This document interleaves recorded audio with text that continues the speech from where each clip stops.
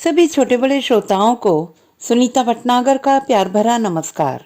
Audio stories के हमारे channel कहानी जगत में आप सभी का स्वागत है।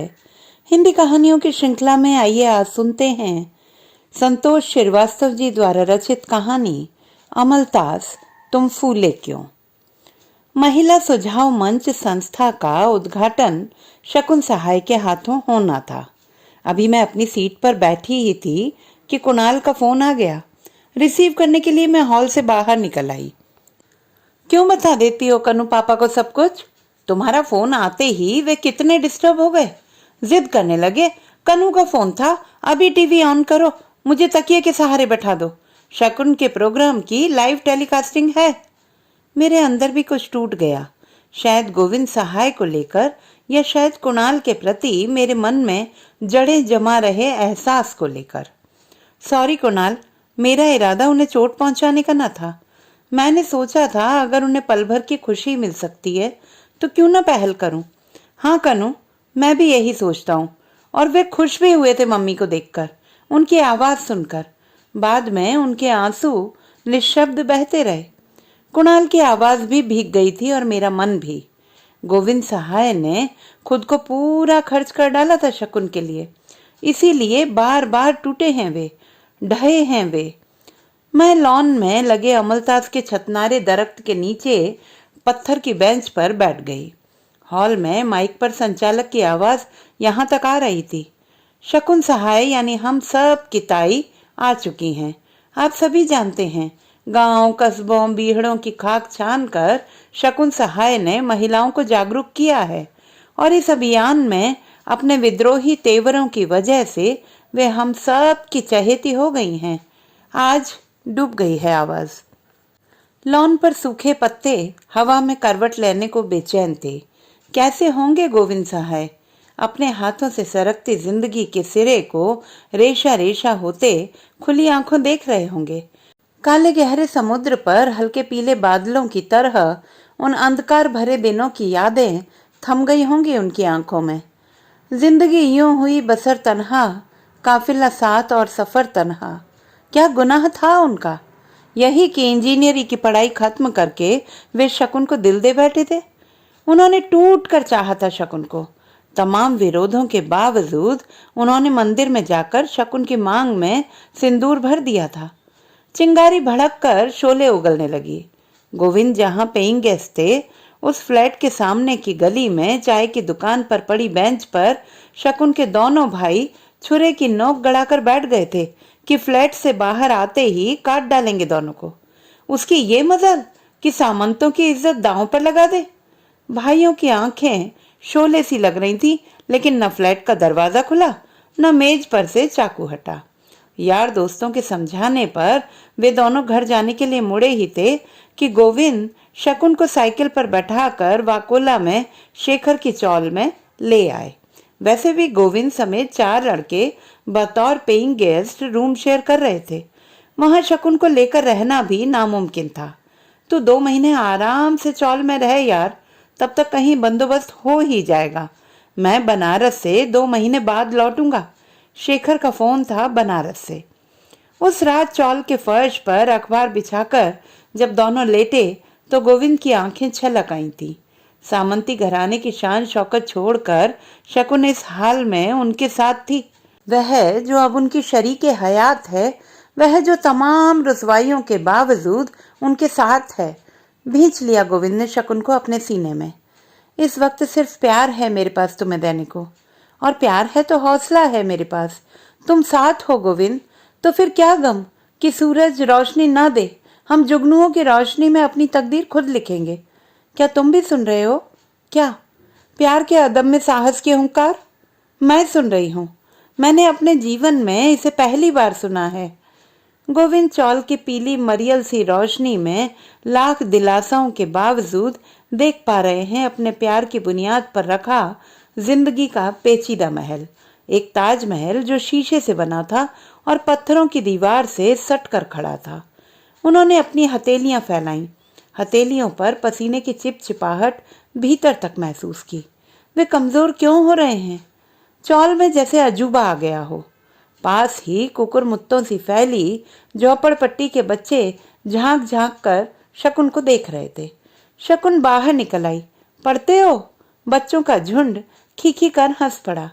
धीरे धीरे बच्चे उनकी देहरी से कोठरी में अंदर आने लगे। शकुन उन्हें पढ़ाने लगी, माओ के झगड़े फसाद निपटाने लगी। शकुन को बहुत मजा आता इन कामों में। सब कुछ बहुत दिलचस्प लगता था। वे अपने होने का अर्थ जानती हैं। अगर सार्थक जीवन जीना है तो सार्थकता के सुर पहचानने होंगे। उन अनसुनी आवाजों को सुनना होगा जो संसार के शोर में दब जाती हैं।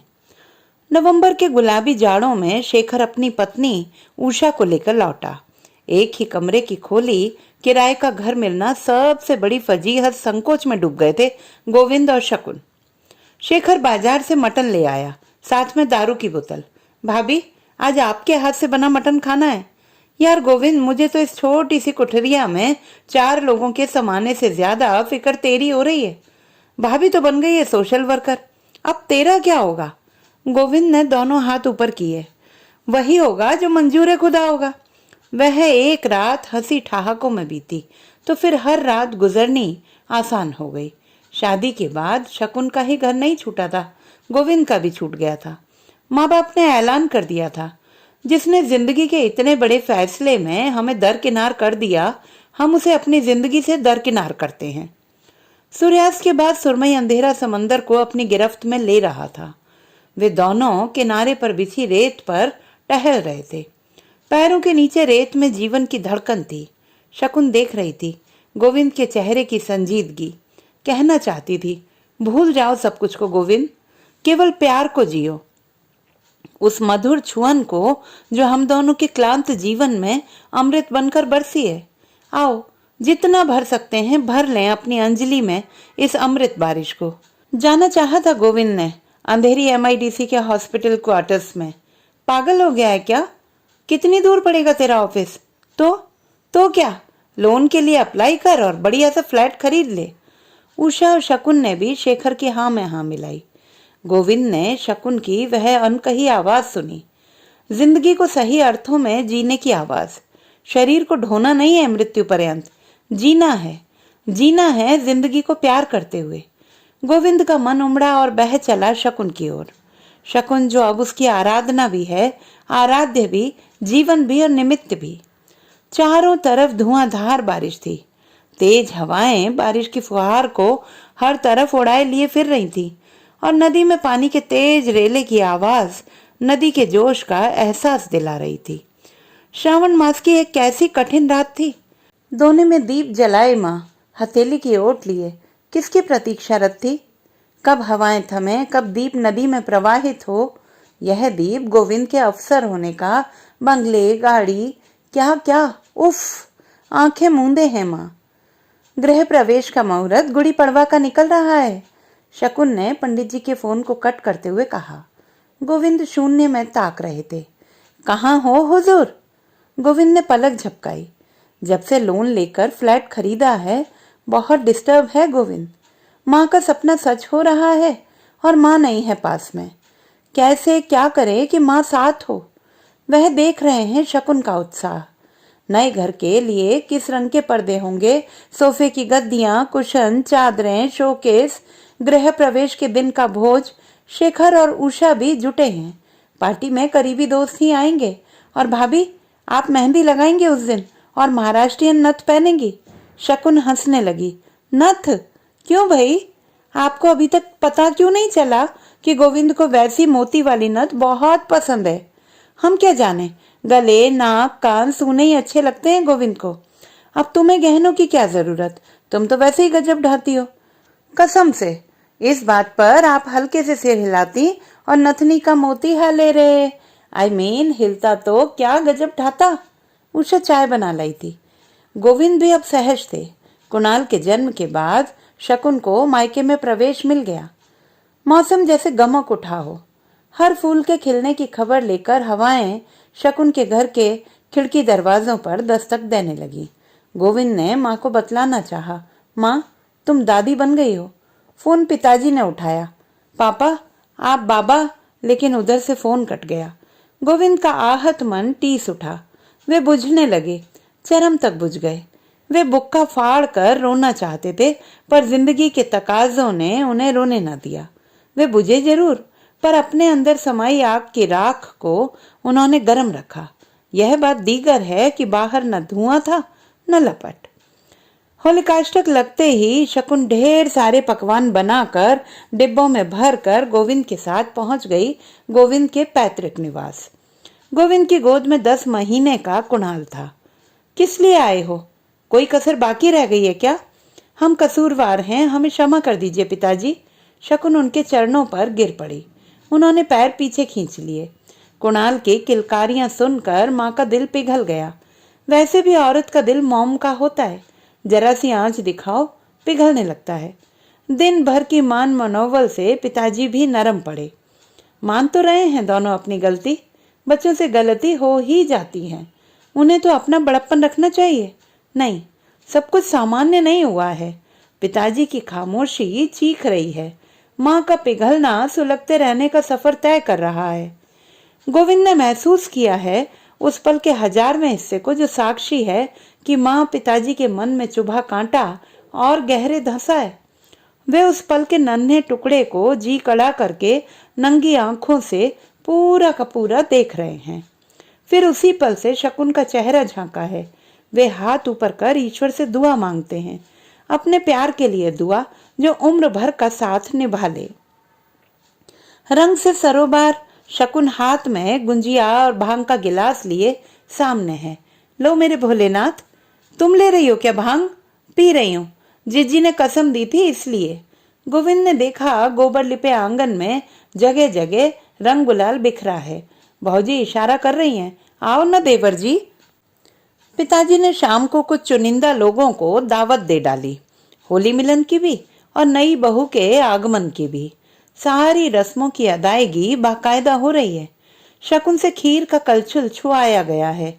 नई बहू के हाथ की पहली रसोई। नई बहू जो अब माँ है कुणाल की। गोविंद के अंदर का पिता मुस्कुराए या रोए? केतकी के जन्म के बाद शकुन का मन मुश्किल से घर में लग रहा है। जैसे तैसे कुछ साल निकाले।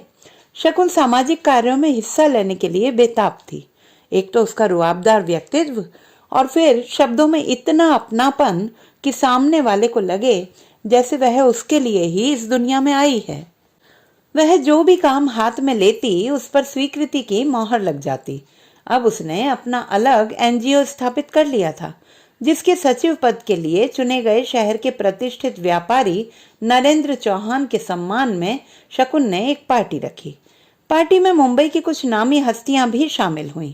दूसरे दिन अखबारों में इसकी खबर छापी गई। शकुन की संस्था अब चर्चा का विषय थी। शकुन और नरेंद्र की नजदीकियां भी अब चर्चा का विषय थी। शुरुआती दौर में गोविंद पर इन चर्चाओं का कोई असर नहीं हुआ, पर हालात चुगली कर रहे थे। अब की बार मानसून बाहर नहीं बरसा, गोविंद के अंदर बरसा, पूरे अरब सागर की शक्ल में, और लहरें उनका दम घोंटने पर आमादा थीं। कहाँ जाएं वे? जहां भी जाएंगे ये मानसून और लहरें तो साथ जाएंगी ही। तब लेकिन शकुन के लिए मानसून रोमांटिक था। भीगी ठंडी हवाएं उसके बालों से अटखेलियां कर रही थीं। भीगे बालों से पानी की बूंदें चू रही थीं। चेहरा बिना काजल बिंदी के धुला धुला सा, जैसे बारिश की रिमझिम में भीगा गुलाब। अरे नरेंद्र! अचानक दरवाजा खोलते ही खिल पड़ी थी शकुन। माशा अल्लाह! क्या? नहीं, कुछ नहीं। इधर से गुजर रहा था तो सोचा शकुन 2 गिलासों में कोल्ड ड्रिंक ले आई। अगर आप कहते कि आज मिलने का मन था हमसे तो अच्छा लगता। नरेंद्र की आंखों में शकुन का अक्स था। शकुन जैसी शख्सियत को लेकर वह बहुत उलझ जाता था। आज शायद सुलझाव का दिन था। खामोशी तारी थी। हवा चलती तो पर्दे पर टंगी नन्ही नन्ही घंटियां रुंझुना जाती। कोल्ड ड्रिंक खत्म कर नरेंद्र संस्था से जुड़ी बातें करता रहा। कुणाल तो रात 9 बजे कोचिंग से लौटता है, लेकिन केतकी और गोविंद के लौटने का समय हो गया था। शकुन अनमनी हो उठी। देखो, सुबह से हथेली खुजा रही है, अब मुहावरा बदलना पड़ेगा। पैसे नहीं, प्रिय मिलता है हथेली खुजाने से। लो, चूम लो जरा। और नरेंद्र ने बड़ी बेबाकी से हथेली शकुन के होंठों पर रख दी। शकुन के होंठ कांपे थे। लेकिन हथेली का दबाव भारी था। एक नागवार लम्हा गोविंद के घर में दाखिल हो चुका था और सब कुछ लड़खड़ा उठा था। बड़े बोझिल थे वे 4 साल।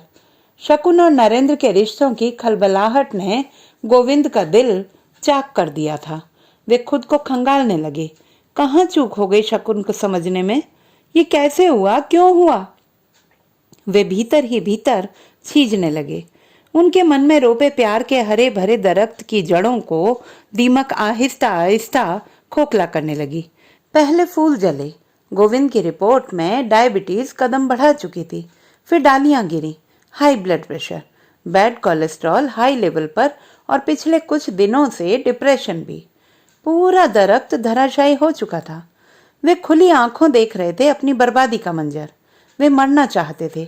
उन्होंने सारी रिपोर्ट्स छुपा ली, लेकिन कुणाल की नजरों से कुछ छिपा न था। वह गोविंद का मानो प्रतिबिंब ही था, स्वभाव से संजीदा और जिंदगी की हर धड़कन पहचानने वाला। वह गोविंद को डॉक्टर के पास ले गया। ढेरों दवाइयां, परहेज, ताकीद, किसी भी तरह के तनाव, अप्रिय वातावरण से दूर रखें इन्हें। अभी शुरुआत है, गंभीर रूप लेते देर नहीं लगेगी। घर लौटते ही वे बिस्तर पर ढह गए। अंदर ही अंदर कितना कुछ ढह गया था। रात को शकुन लौटी। क्या हुआ गोविंद? गोविंद ने शकुन की ओर देखा, हल्के से मुस्कुराए। तीर चलाकर पूछती हो क्या हुआ? घायल परिंदे को कम से कम पंख फड़फड़ा लेने की आजादी तो दो। मम्मी, पापा बीमार हैं, कुणाल ने औपचारिक सी सूचना दी। गोविंद ने डिटेल्स बताने को मना किया था। शकुन ने टेबल पर रखी दवाइयां, प्रिस्क्रिप्शन देखा। इतना कुछ हो गया गोविंद, और मुझे बताया तक नहीं। क्या फर्क पड़ता अगर बता देता तो? कहना चाहा था गोविंद ने। कहना चाहा कि बहुत नाजुक होता है मोहब्बत का रिश्ता। इसमें बेवफाई को वफा साबित करने के लिए किसी भी तर्क की गुंजाइश नहीं होती। पर गोविंद को तो लब सीने थे, सो सी लिए। गोविंद की खामोशी ने कुणाल को भीतर तक झंझोड़ डाला। वह तुरंत चला गया वहां से। उस साल एक साथ 3 घटनाएं घटी। बहुत कोशिशों के बाद गोविंद को बेंगलोर तबादले की रजामंदी मिल गई। केतकी 2 दिनों से घर से गायब थी, यह कहकर कि वह सहेलियों के साथ गोवा घूमने जा रही है। लेकिन गोवा पहुंचकर उसने माइकल से कोर्ट मैरिज कर ली और एक संक्षिप्त सी सूचना शकुन को दे दी। अब एहसास हुआ है इस तरह की करतूतों का माँ बाप पर क्या असर होता है। ऐसा ही कचोटा होगा माँ पिताजी का दिल। ऐसे ही रातों की नींद, दिन का चैन खो चुके होंगे वे।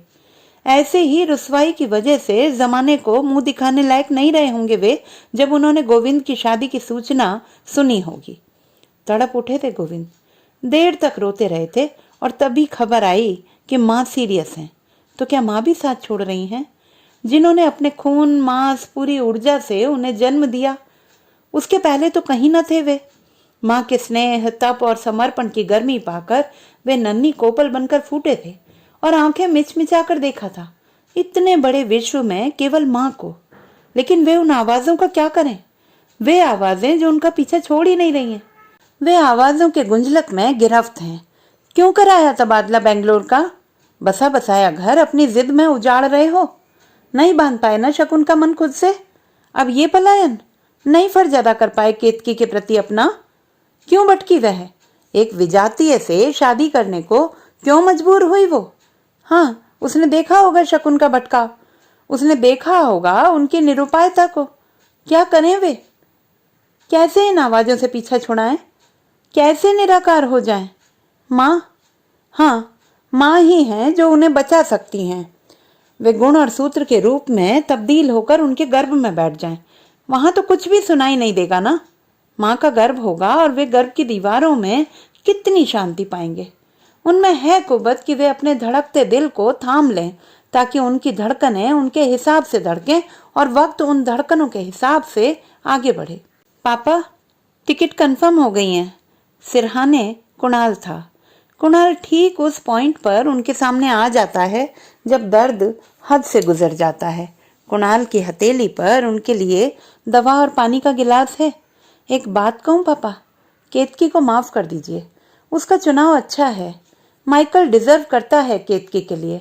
करोड़पति, खुद का बिजनेस, बेहद शिष्ट, शालीन। उनकी आंखें मुंदने लगी हैं। अपनी प्राणों से प्यारी बेटी को वे क्यों नहीं करेंगे क्षमा? जरूर करेंगे क्षमा। पहले उन्हें महसूस तो करने दो, पोर पोर टूटने तो दो, कतरा कतरा बिखेरने तो दो, जैसे माँ बिखरी है उनके लिए, जैसे पिताजी टूटे हैं उनके लिए। पल, दिन, सप्ताह बीत गया, मानो जिंदगी का पुरसुकून हिस्सा। छूट गया सब कुछ। ऋषिकेश, हरिद्वार में माँ की अस्थियां विसर्जित करके उन्होंने खुद को भी विसर्जित कर दिया। लौटे एक महाशून्य बनकर। अब उस शून्य में कुछ भी समाता न था। और इन्हीं दिनों मैं मुंबई आई पत्रकारिता के क्षेत्र में खुद को आजमाने। वे मेरे संघर्ष के दिन थे। एक स्थानीय पत्रिका की कवर स्टोरी तैयार करने का जिम्मा संपादक ने मुझे सौंपा था। पूरा अंक मशहूर समाज सेविका शकुन सहाय पर केंद्रित था।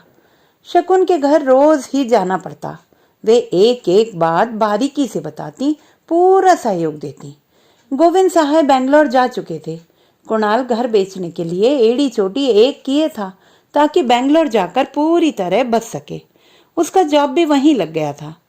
मैं कुणाल के संग अक्सर थिएटर या समंदर के किनारे खुद को पाती। शकुन के जीवन के कितने अनखुले अध्याय वहां खुले थे।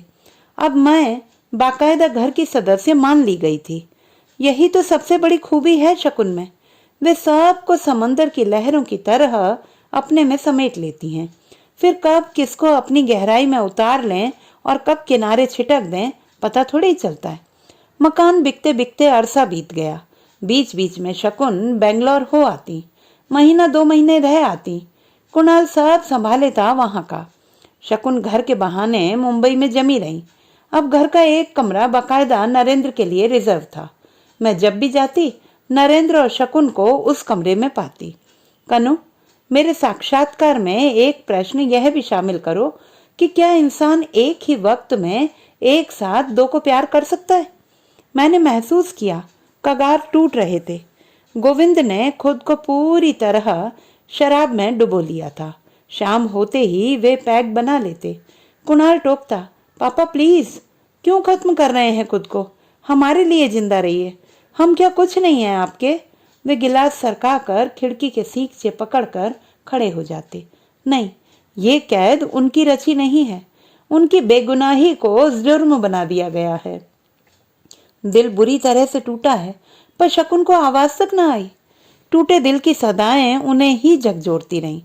कुणाल ने देखा उनकी आंखों का बियाबान, अपने हाथों पैक बनाया, उनकी ओर बढ़ाया। पापा, अपना गम गलत करिए। उन्होंने कुणाल की ओर डबडबाई आंखों से देखा। कई पल गुजर गए। गिलास खाली हो गया। कुणाल फिर भर लाया। तुम शादी क्यों नहीं कर लेते कुणाल? नहीं पापा, मुझे इस झंझट में फंसना ही नहीं है। प्यार किसी से हुआ नहीं, और हो भी जाता तो। गोविंद की पलकें झुक गईं। सॉरी पापा। गोविंद तड़प उठे। देर तक बियाबान में सूखे पत्ते खड़कते रहे। शकुन भी कहाँ रुक पाई।